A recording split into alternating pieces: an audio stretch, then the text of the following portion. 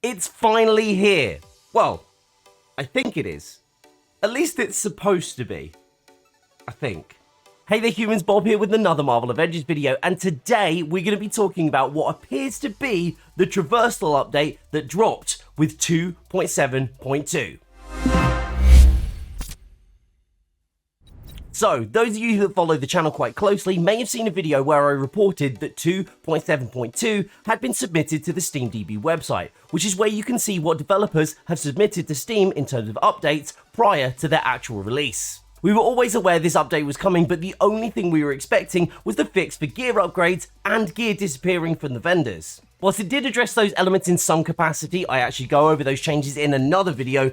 Usually I do a video just centered around a full update, but in the case of the gear fixes, I have some pretty strong feelings around it, so I made sure to make a full video on it. So if you want to check that out, make sure you check the links in the description down below. But back to traversal now. Despite asking for traversal updates pretty much since the game launched and not receiving them up until now for a variety of reasons, including load times on previous gen consoles, which now seems unlikely, we finally have the traversal update. Or at least we think we do. Here's a few reasons the community is a little confused around whether this is, in fact, the traversal update. Chief among them is that it's not mentioned in the blog. Now usually with most games, even small things that have been missed from patch notes is relatively rare, but in the case of Avengers, it's almost the opposite.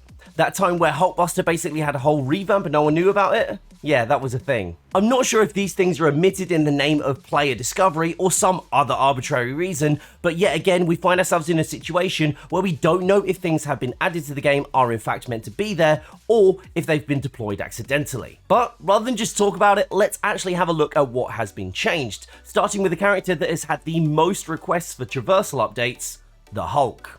Both Hulk's base run and jump seem to be faster than before, and his jump is now considerably higher as well. So much so that now in the harm room he almost hits the ceiling from the lowest point in the floor. Hulk appears to have gone from one of the clunkiest characters in terms of traversal to potentially one of the fastest, especially if you include his wall hang and then push off. I'm not gonna lie, I'm actually really happy about this, even if it did take 2.5 years and the game shutting down to get here.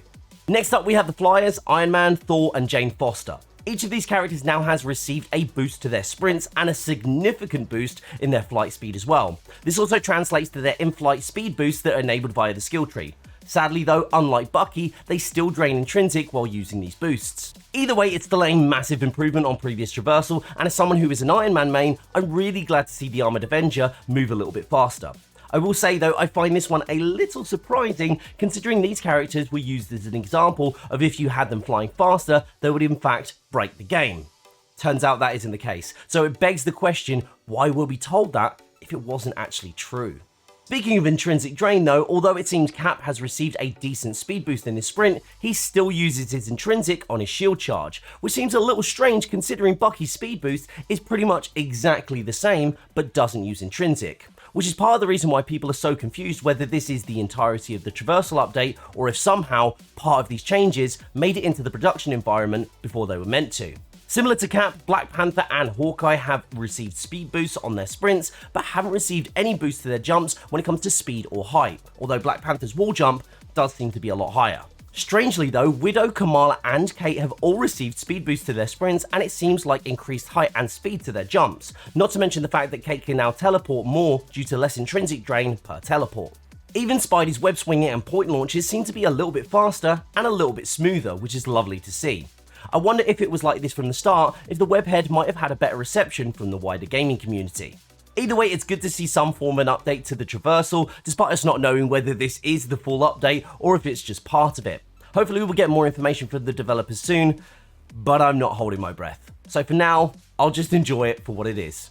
Also, if you're interested in other upcoming Marvel games, make sure to check out the other videos on the channel, as with Avengers shutting down, I'll be covering a lot more titles on this channel. So don't forget to like and subscribe, and as always, stay safe, stay awesome, and I'll see you all soon. Bye bye.